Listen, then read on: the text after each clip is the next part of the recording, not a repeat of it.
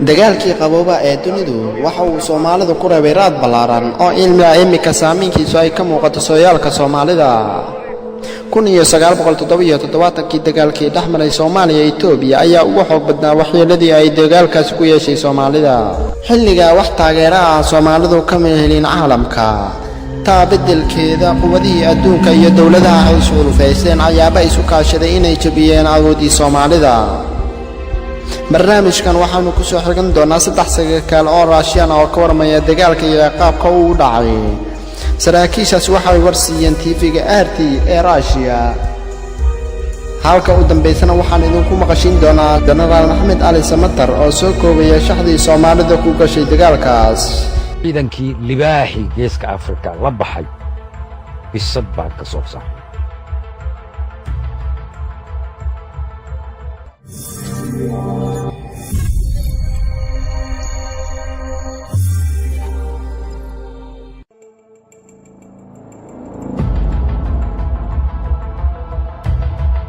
taariikh baan idin sheegayaa dagaalkii 77 ciidamadeenu kolkay qabri dahare gacanta ku dhigeen Mengistu wuxuu shiriyay dargigiisa wuxuu yidhi ciidamada qabri dahare qabsaday way inaga tayo fiican yihiin marka la fiiriyo 2 arrimood mid waxa weeye way inaga tababar fiican yihiin talabaadna waxa weeye way inaga qalab fiican yihiin haddii uu dagaalku 6 bilood oo dambe sii socdo waxaan shaki ku jirin in Addis Ababa la inoogu imanayo oo ciidankaasi inoogu imanayo waxa kaliya aynu kaga fiicannahay waa ciidamada cirku yidhi ciidamo cirna dhul ma qabsada waxaan ereygaa u soo qaatay maanta halka aynu joogno ciidamadeenu waa kuwii waagaa jiray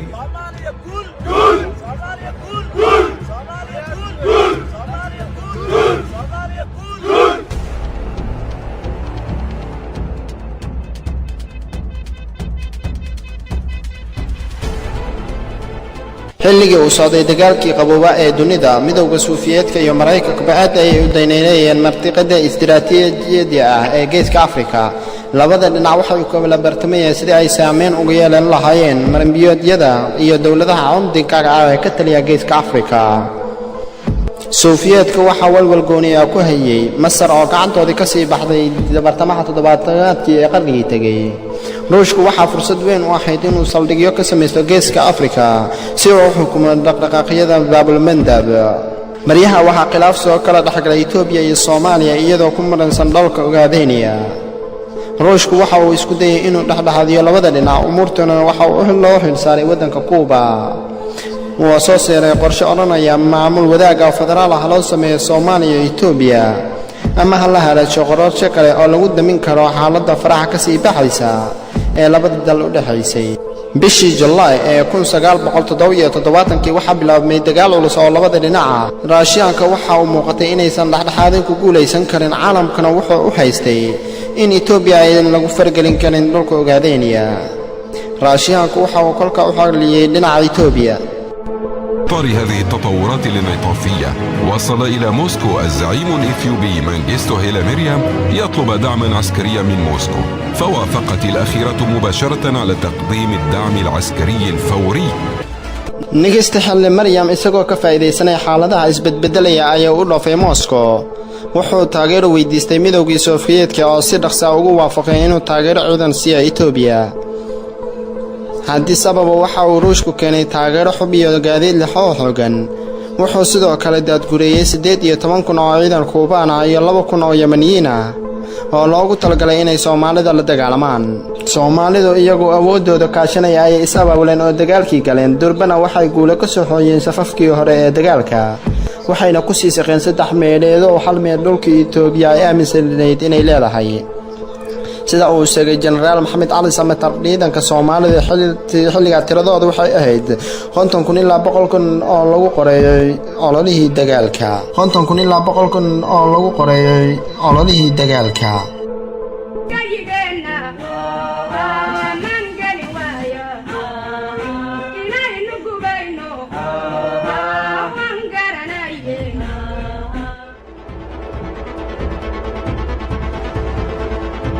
maraykanku waxa uu arkay saamayntiisa geeska Afrika inay weeqato Ruushkana loo wada gacan galay markaas ayuu isagoo adeegsanaya Sacuudi Carabiya ay xiflo wadaag iyo hayeen waxa uu Sacuudiga u soo jeediyay inay taageero lacageed oo dhan 400 milyan ay siiso Soomaaliya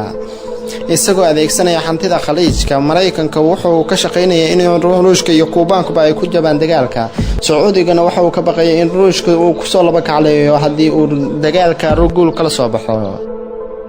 قرر الأمريكيون التأثير على الوضع باستخدام البلدان الحليفة لها في المنطقة، وأصبح على المملكة العربية السعودية دفع فواتير الدعم العسكري الأمريكي للصومال في حربها ضد إثيوبيا. وكانت الولايات المتحدة تراهن على إغراق السوفييت والكوبيين في المستنقع الإثيوبي بأموال خليج. جنرال ستانسون ستيب oo ka mid ahaa saraakiishii hogaaminaysay dagaalkii xulafada ayaa sheegay in Itoobiyaanku xilligaas aanan lahayn khibrad dagaal xitaa aanan aqoon buuxda u lahayn sidii ay u isticmaali lahayn xubkii ay haysteen in marka laga reebo 2 bataryan oo hore u qayb galay dagaalka Korea xilligaas oo Mareykanku tababar siiyay. midowgii Sofiyeetku waxa uu tababar u furay ciidamadii Itoobiyaanka waxaana furantii dagaalka galay 10,000 oo askari Kuubaan hore Itoobiya waxay u haysatay dayuurad miyiga ah oo Mareykan ah waxaana Moscow laga keenay 225 daruurood oo nooca dagaalka kuwaas oo rubuc saac ugu soo hoobanaya garoonka Addis Ababa إثناء إعداد كتيبتين خاصتين. waxaa kale oo tababar socday gawaarida dagaalka noocyada xubka ee kala duwan iyo askar dagaal oo inta Moscow laga keenay Yemen shaydaal laga soo siiyo dabadeedna ka degay wadanka Angola sarkaal kale oo Raashiyaan oo goobta dagaalka ka qayb galay isagana wuxuu leeyahay بشهادة أحد المشاركين في معركة أوغادين الرائد فيكتور كوليك فإن الأثيوبيين ما أن رأوا دبابات صومالية حتى فروا هاربين. ciidamadii aan hogaaminaynay Itoobiyaanku markii ay arkeen ciidanka Soomaalida ay dib u ruqaansadeen markaas ayaa tala nagu cadaatay Kuubaanka iyo saraakiishii Ruushkana way aamini waayeen waxa taa ka darnaa Soomaalida waxa ay nagu garaacayeen gantaalihi aanu siinay iyo tababarkii saraakiisha Sofiyeetku siiyay.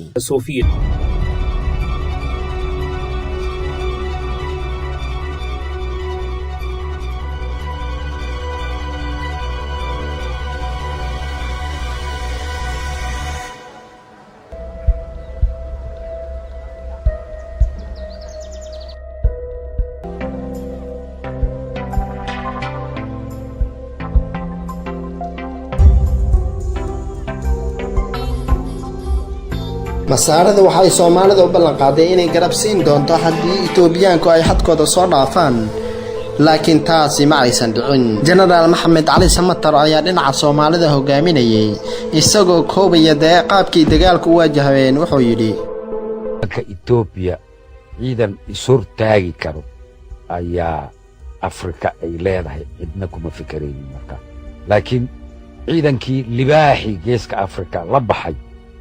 bisad baan ka soo saaray muddo bilooyin aanan badnayn gudaheed haddaanan loo soo gurmanna dibadda aan looga soo gurmanin oo dowlada waaweyn iyo ciidamo badan coalition ciidamo isbahaystay badan ayaan u soo gurmanna xaaladda intaa waa ka duwanaan lahayd. dagaalkaas waxba yaanan ku dheeraanin hase yeeshee markaan xuso goobihii ugu muhiimsanaa waxaa ka mid ahayd jigjiga ciidan xoog leh Itoobiyaanka markaa uu u joogay ciidamadooda taankiga ayaa fadhin jiray sideedana waxay leedahay jigjiga difaac adag oo dabiici ah buuraaley weeye markii difaacaas la abaabulo la qodo way la yaqaanaa sahal laguma mari karo isma ayan lahayn Itoobiyaanka karamardha ayay jiiri karaan Soomaalida oo muddo gaaban ku jiiri karaan isma ayan lahayn dagaalka jigjiga aad buu runtii u adkaa u qallafsanaa daan xusuustayda dib ugu noqdo 14 casho ayuu nagu qaatay jigjiga inaan ka takhalusno jigjiga waa dhaafnay waa la wada ogyahay harar markaan marayno ayaa ay noqotay inaan ka soo oo ciidamo kale iyo awood naga badan ay soo gashay meesha lagama maarmaan ay noqotay marka inaan ka soo saaro ciidamada madig dagaalkaasi oo khasaaro badan keenay waxaa ku hardamay labadii awoodeed ee adduunka xilligaasi jiray wuxuu ahaa dagaal ballaaran oo khubarada dagaalka ay ku tilmaamaan inuu ahaa dagaalkii saddexaad ee adduunka marka loo eego inta dowladood ay si toos ah iyo si dadban ugu qayb galeen dagaalkaas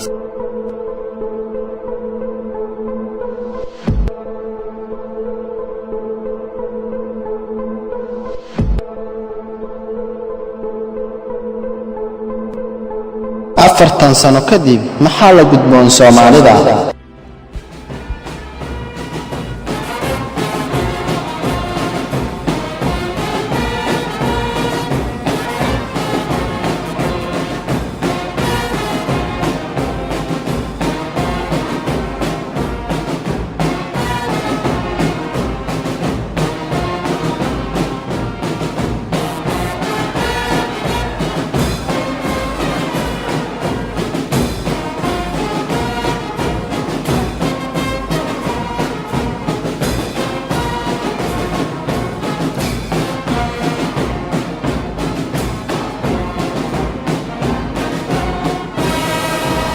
maanta oo la joogo Soomaalida waxa la gudboon inay dib u dhistaan ciidankooda sida ay marlamaad saxada siyaasadeed ee Geeska Afrika ugu soo noqdaan